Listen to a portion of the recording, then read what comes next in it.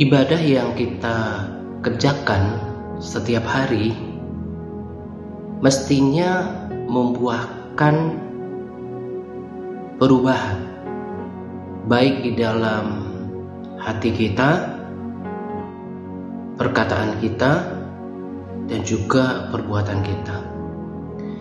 Ibadah yang sejati yang kita lakukan, kalau ibadah itu betul-betul dilakukan atau dikerjakan dengan benar, pasti akan berdampak positif bagi diri kita.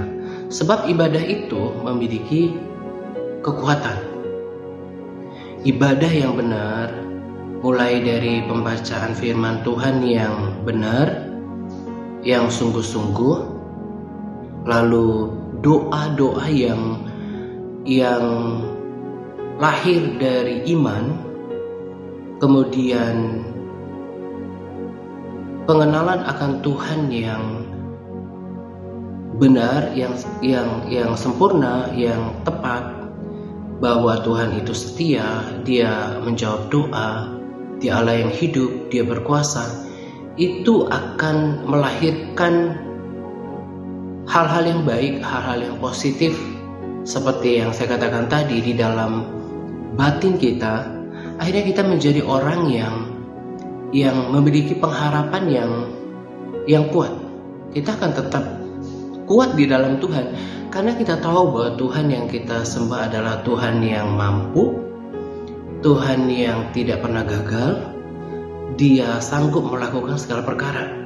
Jadi kalau kita lakukan semuanya dengan benar, kita membaca firman Tuhan, belajar dengan benar karakter personal Tuhan itu dari firman Tuhan,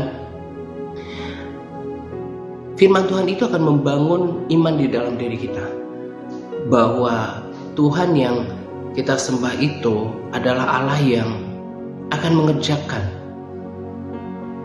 segala sesuatu yang difirmankannya dengan penuh kesetiaan, sehingga kita tetap memiliki pengharapan yang hidup.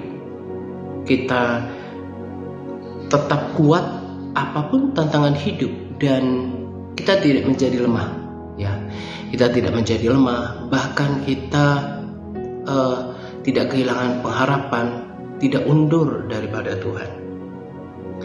Tetapi sebaliknya, kalau kita tidak melakukannya dengan benar, maka tidak akan ada faedah atau manfaat yang kita rasakan baik di dalam batin kita. Dan tadi juga saya katakan bahwa bukan cuma sesuatu yang lahir di dalam batin kita, tetapi juga akan meluap dari perkataan kita, meluap dari perbuatan kita. Ibadah yang dilakukan dengan benar, ada persekutuan yang terjadi ketika berdoa dalam Roh Kudus, ketika membaca merenungkan firman, itu otomatis akan mengerjakan kekuatan di dalam batin, pengharapan, kemudian akan mengubahkan cara kita memandang, cara kita berpikir, lalu perkataan kita, perbuatan kita. Inilah ibadah yang sejati, ibadah yang hidup. Belum lagi pengenalan akan Tuhan itu akan dipertambah-tambahkan. Iman kita itu akan dipertambah-tambahkan.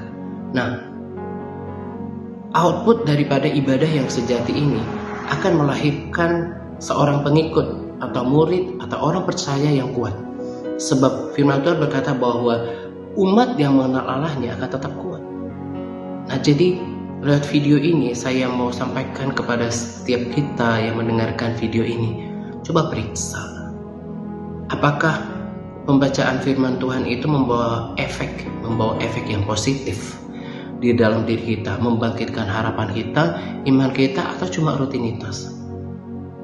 Lalu apakah ketika persekutuan di dalam doa dengan Tuhan, merasakan hadiratnya, lalu terjadi persekutuan di dalam spirit, itu penting dievaluasi. Karena kalau kalau kita tidak merasakan Tuhan di dalam hadiratnya, kita nggak akan dapatkan transfer kekuatan daripada Tuhan. Ya, demikian juga ketika kita membaca firman Tuhan, apakah sambil lalu cuma rutinitas atau kita mau belajar tentang pribadinya, siapa dia. Ya, dalam sharing juga saya sudah bagikan bagaimana ketika kita membaca firman Tuhan, kita harus sungguh-sungguh belajar. Kita ikuti cara Tuhan